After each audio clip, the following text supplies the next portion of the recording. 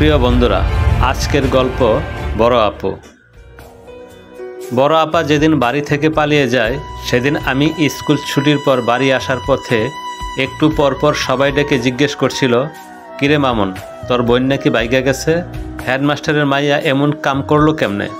Class 6-এ পড়ুয়া আমি বেগে যাওয়ার অর্থ কী সেটা না বুঝলেও কিছু একটা হয়তো গণ্ডগোল হয়েছে এটা বেশ বুঝতে পারলাম।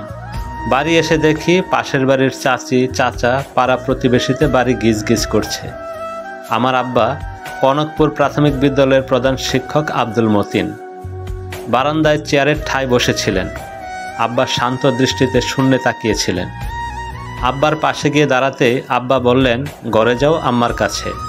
আম্মার ঘরে ঢুকে দেখি আম্মা ডুকরে কাঁদছেন আর বিলাপ করে বলছেন, মিলির বাপ আমার মাইয়াটারে আয়না দাও। পাশের বাড়ির জমির চাচা আপাকে শেষবার দেখেছিল বাস স্ট্যান্ডে। কোনো নাকি এক ছেলেও সাথে ছিল। চাচা ডাক দিতে দিতেই বাস ছেড়ে যায়। উনিই পরে আব্বাকে এসে সব জানায়। আপার কলেজ যাওয়ার পথের রাস্তা যেখানে সেখানে পারা যায়। পরের দিন অনেক খোঁজাখুঁজি করা হলো আপাকে। মেজো আপাকেও আব্বা রুমে নিয়ে কী জানি জিজ্ঞেস করলেন। আমি কিছুই বুঝতে পারলাম না।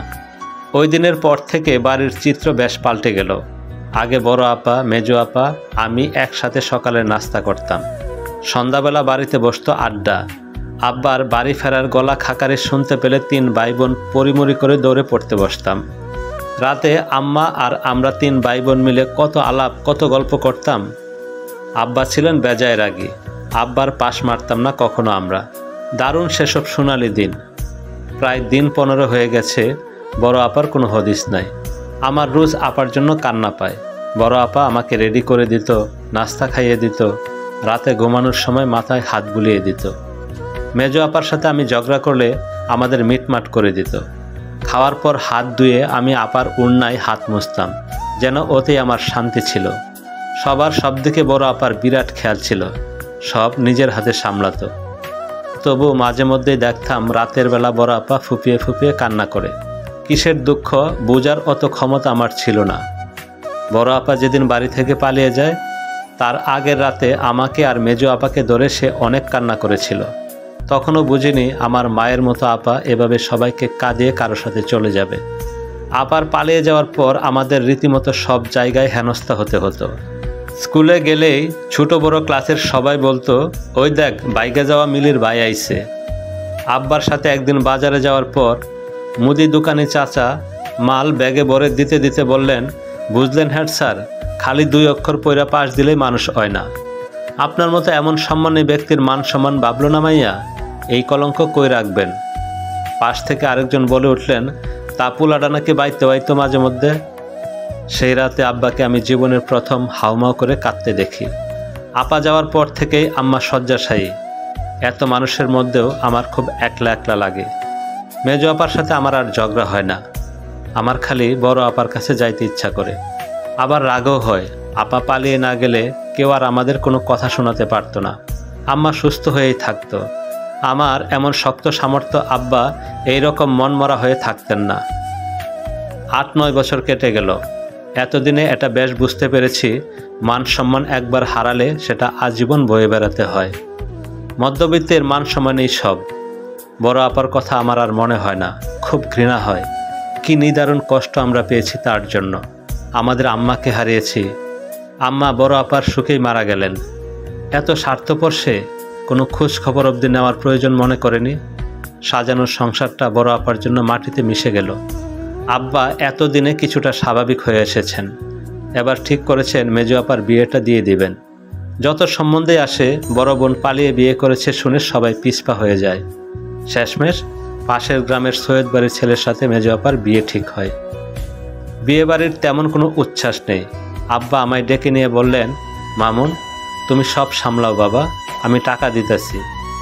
কই কত লাগে, আয়োজনে যাতে ঘাটতি না থাকে। একটাই মাইয়া আমার। আপার বিয়ে উপলক্ষে সারা বাড়ি রং করা হলো। সব আত্মীয় স্বজনও আসতে শুরু করলেন। ঠিক করা হলো বাড়ির পেছনের বাঁশঝাড়টা পরিষ্কার করে ওখানে রান্নার আয়োজন করা হবে। গায়ে হলুদের দিন সকালবেলা বাঁশঝাড় যখন পরিষ্কার করা হচ্ছিল তখন ডেকোরেশনের এক লোক চিৎকার করে সবাইকে ডাকছিল, এনে কঙ্কাল কঙ্কাল। এইগুলান কি? দৌড়ে গিয়ে দেখি মাটিতে পুঁতা হাড় কঙ্কাল।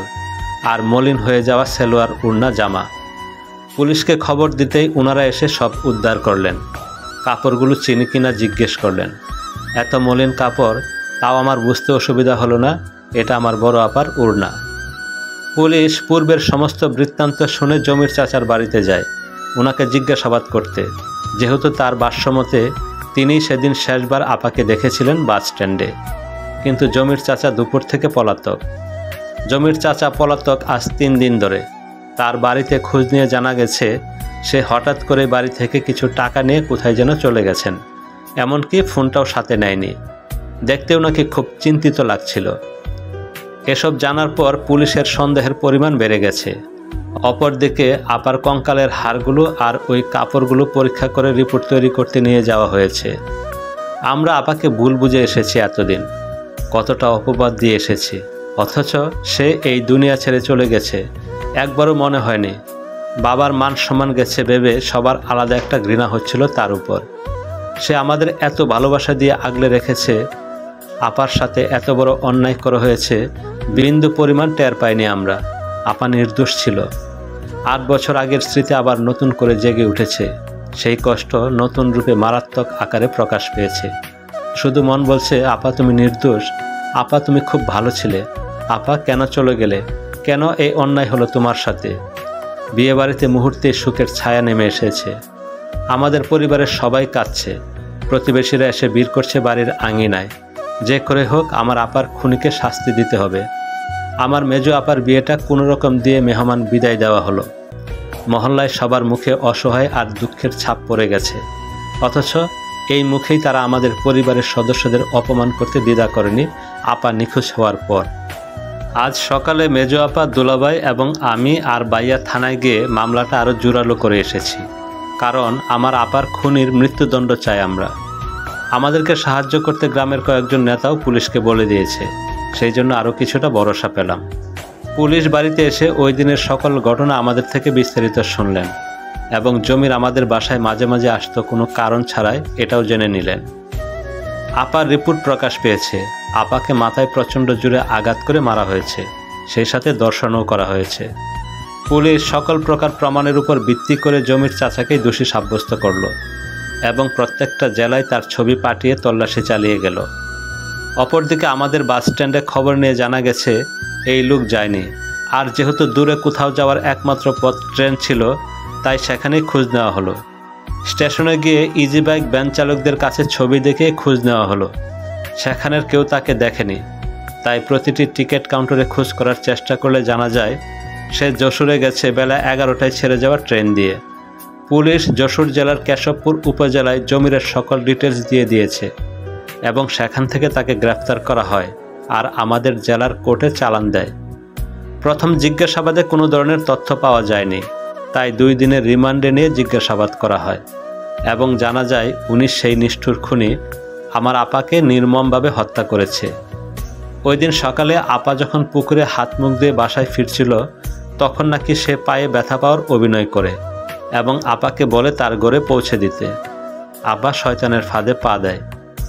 চাচা, আপনি ব্যথা পেলেন কি করে? গাছের শিকড়ে ধাক্কা লেগে রে। আহারে, অনেকটা ব্যথা পেয়েছেন। আর এই তো পৌঁছে গেছি, এবার আমি আসি চাচা। জমির আপার হাত ধরে বলে, আরে কোথায় যাও, দাঁড়াও, এই বলে সে দরজা বন্ধ করে দেয়। চাচা, আপনি না তখন হাঁটতে পারছিলেন না? তখন পারিনি তো, এখন তো পারি। আরও কত কি পারবো শোনা, দেখো শুধু। এসব কি বলছেন আপনি? অনেক দিনের আশা ছিল তোকে কাছে পাওয়ার, আজ না পেলে তো তুই চলে যাবি আবার শ্বশুর বাড়ি, তাই আর সময় নষ্ট করতে চাই না। এই বলে আপার উপর পাষণ্ডটা ঝাঁপিয়ে পড়ে। আপা হাত পা ছুটতে ছুটতে এক সময় স্থির হয়ে যায়। অবশেষে মাথার পাশে থাকা শিল দিয়ে আপার মাথায় আঘাত করে এবং আপার প্রাণ পাখিটা উড়ে যায়। বাইরে এসে আপার নামে অপবাদ রটায় আর সেই রাতে মাটি চাপা দিয়ে আসে। এতক্ষণ ধরে সবাই এই নির্মম কাহিনী শুনছিলাম, বুকটা ফেটে যাচ্ছে কষ্টে। সব কিছু শুনে বিচারক হত্যা ও ধর্ষণের অভিযোগে তাকে 3 দিন পর ফাঁসির রায় ঘোষণা করেন। খুনিকে শাস্তি দিতে পেরে প্রশান্তি আর বোন হারানো এক বুক কষ্ট নিয়ে বাড়ি ফিরছে।